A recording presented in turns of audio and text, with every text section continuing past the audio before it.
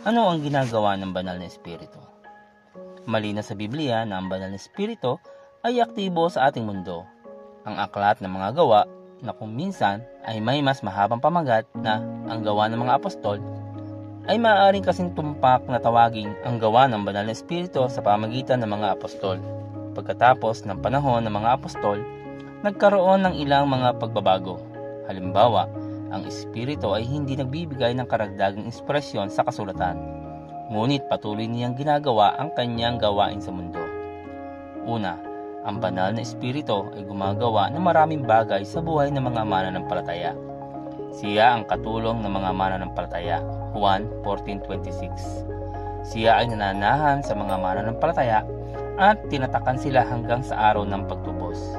Ito ay nagpapahiwatig na ang presensya ng banal na espiritu sa mananampalataya ay hindi na mababawi. Binabantayan at ginagarantihan niya ang kaligtasan ng kanyang mga tinatahanan. Efeso 1:13, 4:30. Ang banal na espiritu ay tumutulong sa mga mananampalataya sa panalangin. Judas 1:20. At sapagkat ang espiritu ang namamagitan para sa atin ayon sa kaloob ng Diyos. Roma 8:26-27. Ang banal na espiritu ay nagbibigay buhay at nagpapanibago sa mananampalataya. Tito 3:5. Sa sandali ng kaligtasan, binabautismuhan ng espiritu ang mananampalataya sa katawan ni Kristo. Roma 6:3. Ang mga mananampalataya ay tumatanggap ng bagong kapanganakan sa pamamagitan ng kapangyarihan ng espiritu. Juan 3:5-8. Ang espiritu ay umaaliw sa mga mananampalataya sa pamamagitan ng pakikisama at kagalakan habang sila ay dumaraan sa masasamang mundo. Unang Tesalonica 1:6, 2 Korinto 13:14. Ang espiritu sa kanyang makapangyarihang kapangyarihan ay pinupuno ang mga mananampalataya ng buong kagalakan at kapayapaan habang sila ay nagtitiwala sa Panginoon, na nagiging sanhi ng mga mananampalataya na umapaw sa pag-asa. Roma 15:13. Ang pagpapabanal ay isa pang gawain ng banal na espiritu sa buhay ng isang mananampalataya. Nilalagay ng espiritu ang kanyang sarili laban sa mga pagnanasa ng laman at inaakay ang mga mananampalataya sa katuwiran.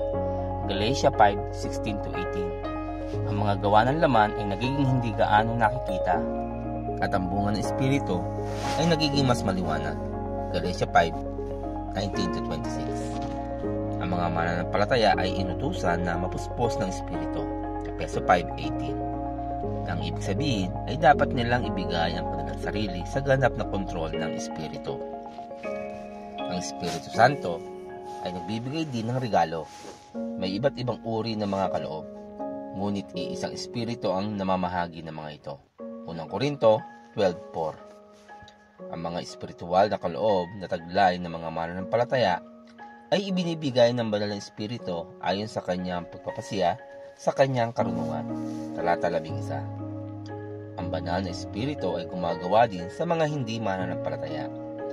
Ipinangako ni Jesus na ipapadala niya ang banal na espiritu upang patunayan na mali ang mga taga-sanlibutan tungkol sa kasalanan, katuwiran at paghatol ng Diyos.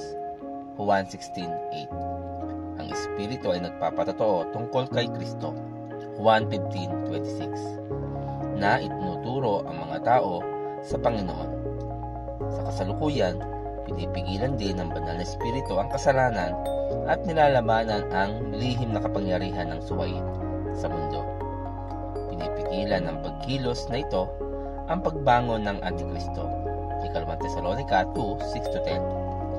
Ang banal na espiritu ay may isa pang mahalagang papel, at iyon ay upang bigyan ang mga mananampalataya ng karunungan kung saan maaari nating maunawaan ang Diyos. Ngunit ito'y inihayag na ng Diyos sa atin sa pamamagitan ng Espiritu. Sinasaliksik ng Espiritu ang lahat ng bagay, maging ang mga pinakamalalim na bagay na may kinalaman sa Diyos. Walang nakakaalam sa iniisip ng isang tao maliban sa kanyang sariling espiritu. Gayun din naman, walang nakakaalam sa iniisip ng Diyos maliban sa espiritu ng Diyos. Unang Korinto 2:10-11. Dahil nabigyan tayo ng kamanghamanghang kaloob ng espiritu ng Diyos sa ating sarili, maunawaan natin ang mga kaisipan ng Diyos, gaya ng ipinahayag sa kasulatan. Tinutulungan tayo ng Espiritu na maunawaan.